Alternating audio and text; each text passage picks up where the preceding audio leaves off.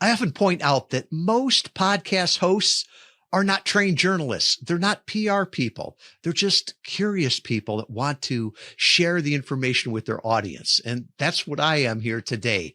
But I have someone that is not only a journalist, has experience in public relations, heck, even an introvert like me, but she has the confidence to get up there and be the lead singer in a group. Liz Brooks is an amazing addition to our team. She came to us about a year ago with the acquisition of Podchaser Connect. And today we're going to be talking about her unique insights in how she helps her clients and how she can help you here on the Podcast Interview Marketing Show. So Liz, welcome. What did I miss? Hi, Tom. Well, first of all, thank you for having me here today. It's a pleasure. As you mentioned, I am a client account manager here at Interview Valet, going on a year now. And yes, you did touch on the fact that I am also a singer, songwriter, and musician. I've been doing that since the age of 4. But along with that, I also have an extensive background in PR. I've been working with journalists for a really long time, as well as marketing, podcast interview marketing, podcasting in general. And I even did a brief stint in the tech and medical fields here in Silicon Valley. So a little bit of a jack of all trades. But at the end of the day, I think what ties all of these aspects together and how I want to introduce myself to you and to our audience today is as a storyteller. Because at the base, I think that's what all of these things have in common, even singing, songwriting, right? I actually, to take you way back, like high school days, my dream job was I wanted to be a music journalist. Like that's where the whole dream started. Years passed. That didn't happen. I actually ended up becoming a musician myself. I was still playing around with journalism, going to school for that on the side and things like that. But later in my musical career, if you will, as I was trying to get better gigs, better press coverage, etc., I realized that, not only did the music have to be good, not only did the shows have to be good, but I had to have a compelling story to be able to grasp the attention of the audience, to be able to grasp the attention of local media, to come to our shows, to cover our shows, to get that exposure. And so in a sense, that's kind of how I didn't end up landing into music journalism as I originally anticipated to, but I kind of started dabbling in music PR. This was also around the time that I was going back to school, doing a pivot in my career because I had kind of finished my time with the tech and medical industries. And I was doing this on the side first for my project, and then I started doing it for a couple of other local bands as well, just getting to know, the journalists in the scene in San Francisco. And I was working on communications at the time with a minor in journalism. And as I was trying to decide what to do, I actually ended up pivoting from journalism altogether and then falling into PR. So that's kind of where I got the start there. And funny enough, once I started going into PR professionally, not just with music, one of the first things that was drilled into me from the very beginning was how important storytelling is as a part of PR. From the bat, all of my interviews, just starting as an intern, was about storytelling. And working with PR, even though I, didn't end up becoming a journalist myself, I still ended up working hand in hand with journalists. Back in school, I did a huge project on podcasting and the importance that has in journalism. And then as I started working on these PR campaigns, because of my own personal passion for podcasting, I started bringing in the idea for these larger campaigns. What if we start reaching out to podcasts as well as another form, to share that brand awareness, to gain that share of voice.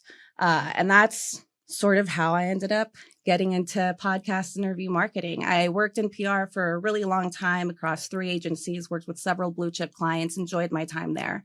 But at the end of the day, really where I found my niche and where I really found, I guess, my perfect intersection of storytelling, PR, journalism, and podcasting was in podcast interview marketing.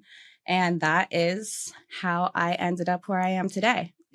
And I love how you said what you bring to it, right? Because like on our team, there's so many different viewpoints on there, right? I'm an engineer by degree. So I'm looking at things as process. You're looking at things from the PR aspect as stories. And it's not like anybody's been doing podcasts for 3 decades, right? It's still a new medium, but we all bring something different to the table, right? And, we've got people that are more understand the health and wellness side of it, the real estate and investing, the business side of it. But I think yours is so unique and brings so much value to our clients. So, it's ordinary to you, amazing to everyone else. Can you connect the dots for us a little bit? When you started with that passion for journalism, and, you're working hand in hand with journalists and then with podcasters and then throughout your career, how do you think those all connect? What's that thread that goes through there? Well, I wanted to get into journalism originally because of music, right? I wanted to tell those stories. But I think what brings a lot of people to journalism, and also myself too, right, is because we want to help other people tell their story. It's about elevating voices. It's about making sure that the truth is heard. There's a lot that goes into there. But that same passion for storytelling, I think, is also what drives podcasting as well. You said before that a lot of podcasters these days are not journalists. And that's true because the industry itself has expanded so much. But at its base, I think, a lot of people, including myself, we got into podcasts from shows like Serial. There's still a lot of crossover in between podcasting and journalism. There's still a lot of journalists that are, hosting podcasts today. And I think across the board, what everybody has in common as a podcaster, whether you're a journalist or not, is that you are still trying to tell stories. You're trying to tell your own story. You're trying to tell the story of your guests, and you're trying to tell stories that are going to resonate with your listeners. Am I wrong about that, Tom? You were spot on there. And I was trying to think of the journalist's name from NPR. Celeste, I know is her first name. She has spoken at podcast conferences. And, it's like NPR is raised the bar when they came into podcasting because they told stories, and that's what's memorable. And, IR engineer. So I'm always on the process. And I think you always help me and help the company with what story we telling. You help that with the clients. And, talk a little bit about that how the stories weave through not only just sales and marketing, but podcast interviews. How do you see that? Absolutely. I think there's still a major component of storytelling in the sales and marketing process. Like think of any infomercial that you've seen, right?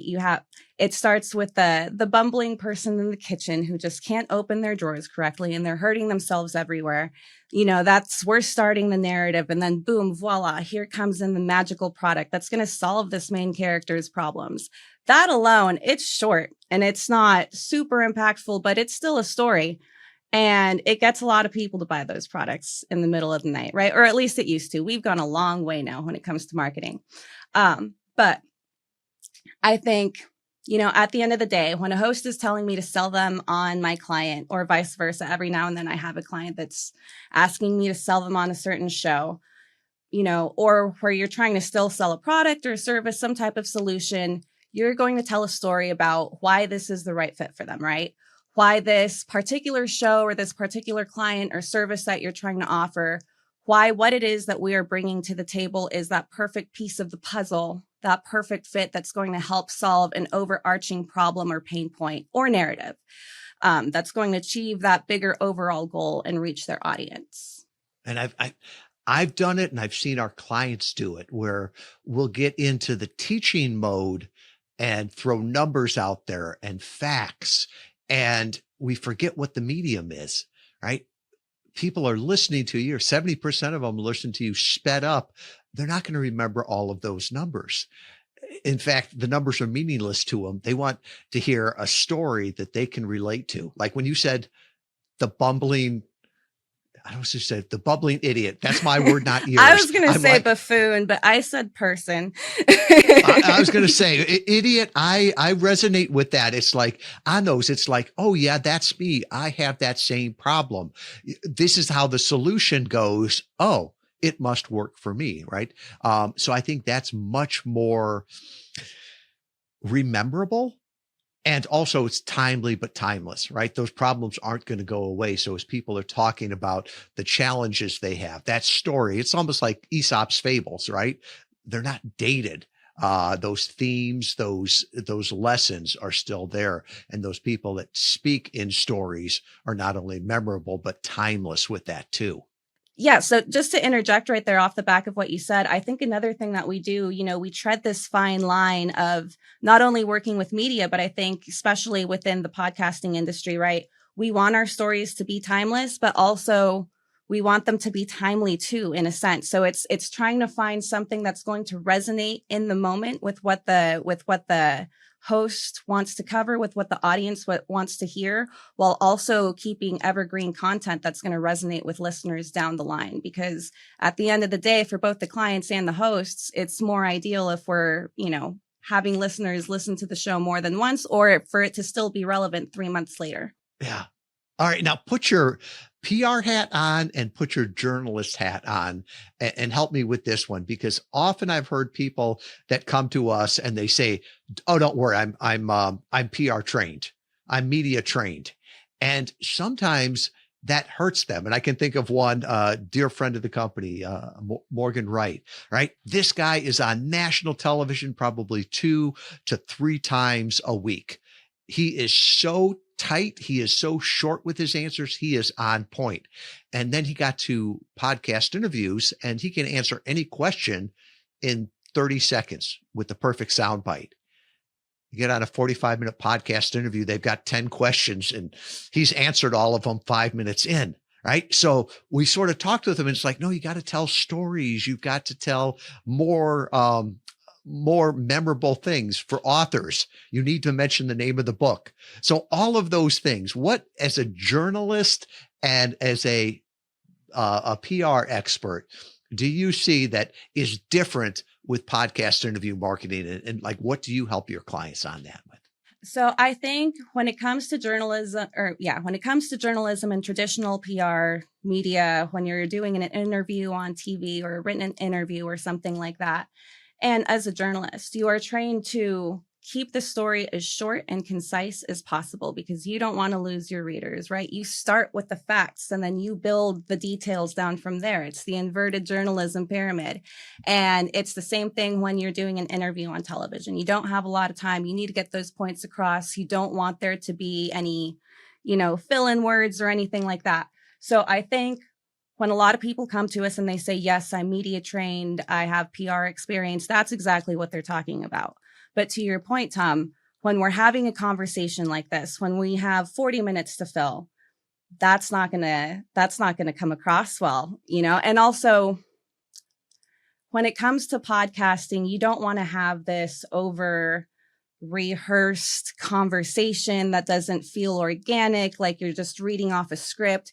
We do obviously have hosts that stick to format who have those questions, right?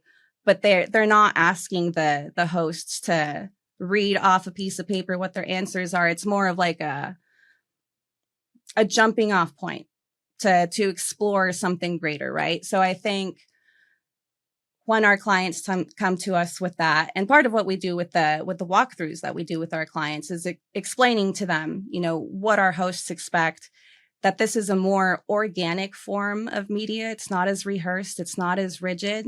Ultimately, we know, several clients, they have a product to sell. They have a book to sell. There's reasons why they come to us with campaigns. But ultimately, what is going to sell them to the host and what the audience wants to hear is going to be their individual story and how that ties into what it is that they're trying to get across to their audience, their book, their product, right? But you have to start with you first and come across as a human being. We call it an interview, but to me, it's more of a conversation, right? It's a conversation. Yeah. If you and I were sitting down having a drink, cup of coffee or whatever, we'd have the same conversation going back and forth. Do you think that podcast interviews are, if I can use the word, more friendly than journalism, which can at times be adversarial? Absolutely. Yeah, I would think so. I mean, it depends on the podcast, of course, right? Some podcasts are built on that kind of formula.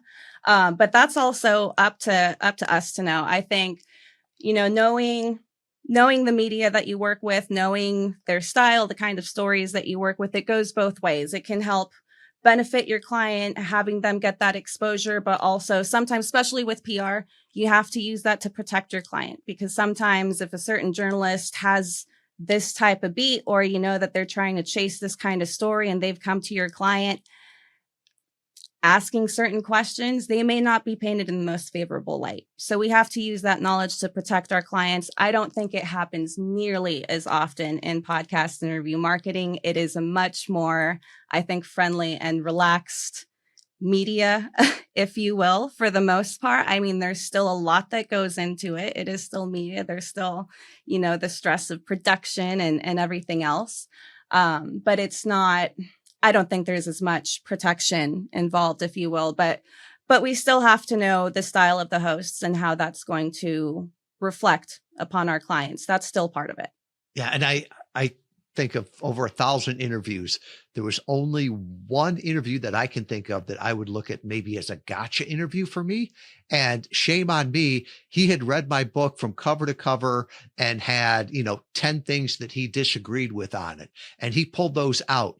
And it's like, sorry, dude, I haven't read that book in years. and so I felt unprepared for that. But then I can think of, there was a handful of podcast hosts that got invited to do a story on Bloomberg.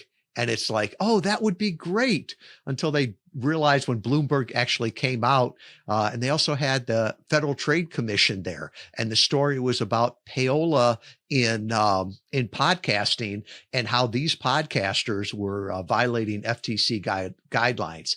With that, it's like, I'm scared to death to do PR. And I'm sure all of those people were excited. It's like, yeah, I'm going to be in Bloomberg. Just be careful what you're going to be in there for. Yeah. And I think that's one of the biggest challenges that I think that many of our clients come to who aren't familiar with the podcasting space, especially with podcast interview marketing. And it's the same in PR as well. When they're new to it, everybody comes in, they want to be on Bloomberg. They want to be on the biggest magazine, the biggest show. Here, we hear Joe Rogan all the time, right? Everybody wants to be on Joe Rogan.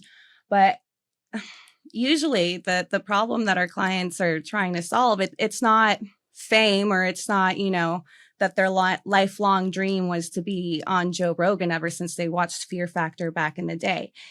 It's, we almost have to, I think, speak to our clients and dig a little bit more, keep on asking why. Like, why do you want to be on this show? Like, do you want to reach everybody, or are you trying to reach a specific audience that's actually going to help you reach your goals, right? It's like what we always say here at Interview Valet: bigger is not better, better is better. So I think a lot of it is educating our clients that, first of all, these huge shows are not always within our grasp, but it's also the fact that they're not going to be the right fit for them.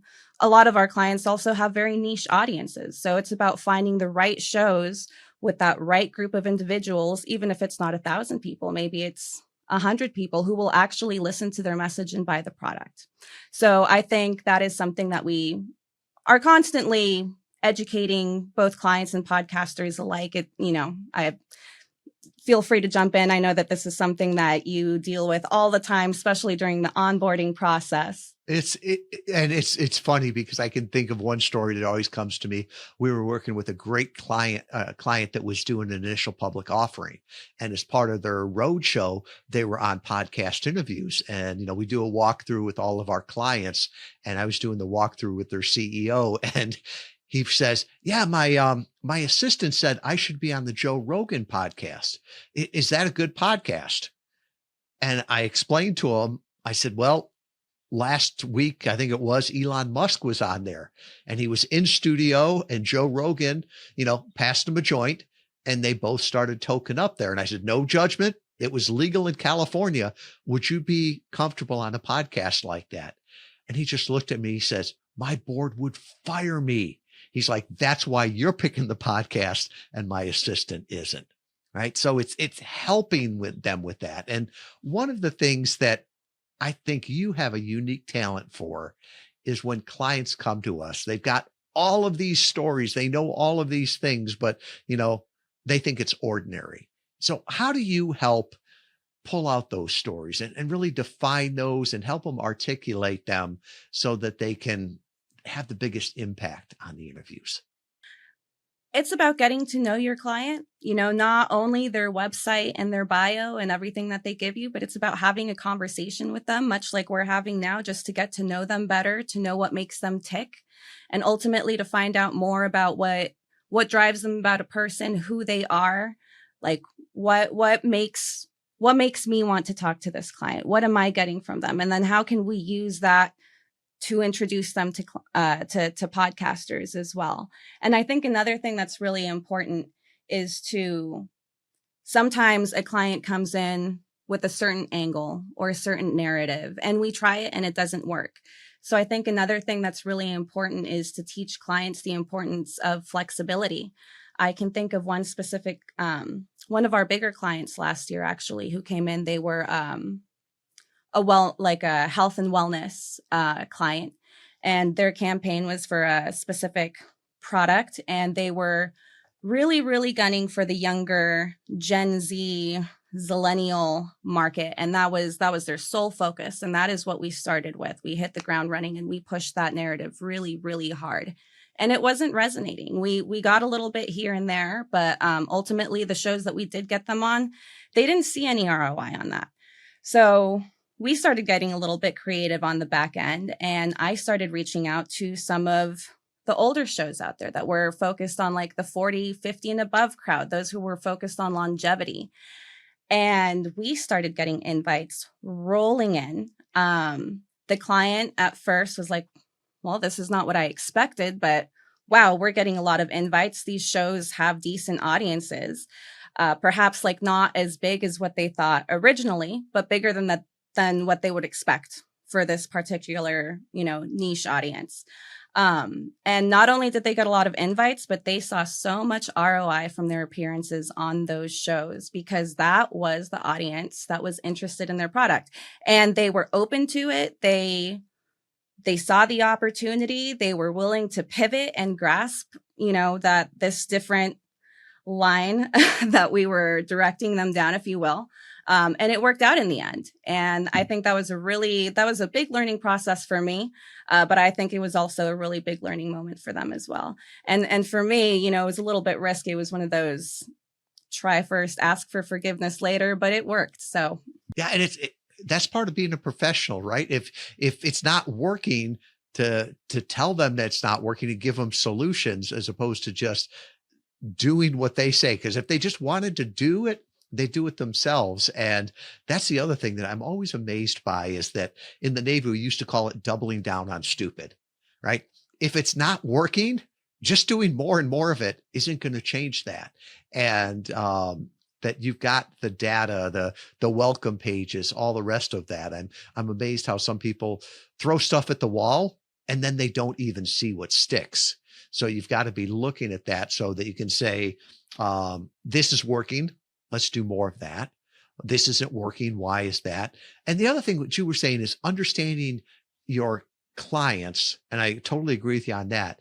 But it's interesting. Sometimes your counterpart, the podcast relationship manager that is dealing with the podcast host, they know the host, or it's sort of like the journalist, right? They know what that person is looking for, and trying to connect those dots can be magic too.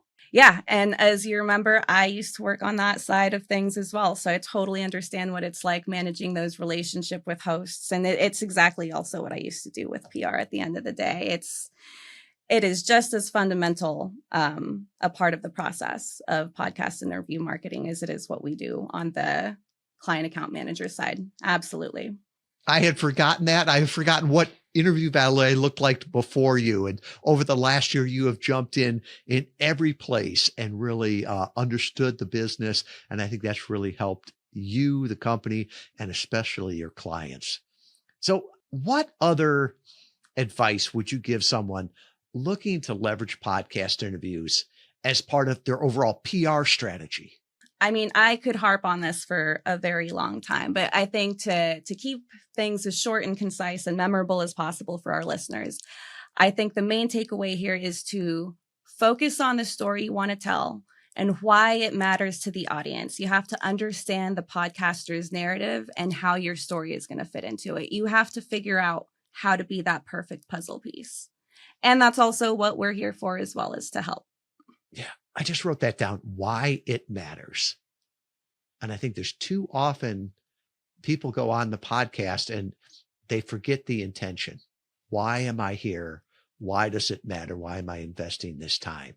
Right? The goal is not just to, well, for some people, it starts out in ego, right? Just to get on a podcast, but really there has to be something from there. And to make sure that the audience knows why you're there, the host knows why you're there, and you remember why you're there. I guess that's overarching, what, in any PR you would say? Absolutely. There has to be more than just ego and sales behind it. There has to be a purpose. Ultimately, that's going to be what resonates most. Yeah. I think of our client, Mickey Kennedy from E-Releases, right? And when he talks about people, it's like, yeah, you can send out an e-release, but if it's all about me, look what I did, why does it matter? Why would anybody read that? Even your mom won't read that after a while. And nobody wants to talk to that person at a party either, Tom. Now there's the other advice that comes from people, right? It's like, does the journalist, does the host, does the party goer say, oh, that looks like an interesting person, I want to talk to them?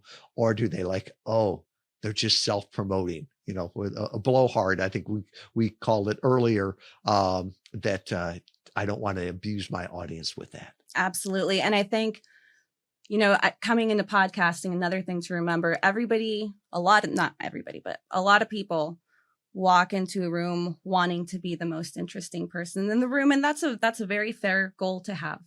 But I think an even more equally important goal to have is to walk into a room with interesting people that you want to talk to as well. It's not fun if you're the most interesting person in the room, right? Well, and that's one of the things I love about podcast interview marketing is we get to expose to so many different amazing people, guests, ideas, all of that. So wrapping it up here, any parting words that you'd like to share with people from your experience? I was going to say, I'm not going to put a number on the experience there, because when you said you were in college working on podcasts, I was like, yeah, we didn't have podcasts when I was in college. But what insights do you have that you want to share with people? Well, the importance of storytelling is never going to go away. It's what's driven us, since the beginning of time, recorded history, right? And maybe this doesn't come from my personal experience, but I am a huge nerd. I love Game of Thrones, not just the show, the books as well. The show broke my heart, but I will end on a quote from Tyrion Lannister, actually, from the very end of the show, where he said, "There's nothing in the world more powerful than a good story. Nothing can stop it. No enemy can defeat it." That might sound a little bit aggressive when it comes to podcast interview marketing. We're not going to war here, but ultimately that is the power of storytelling. And I think achieving your goals, whatever that goal may be.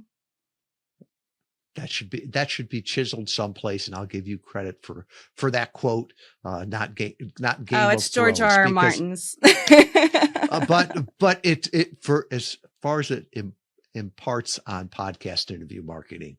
Liz, what's ordinary to you is amazing to others. Thank you for all you do and for sharing your insights on looking at podcast interview marketing as a journalist, as a PR agent, and as a client account manager. Absolutely. Thank you so much, Tom. Love the conversation.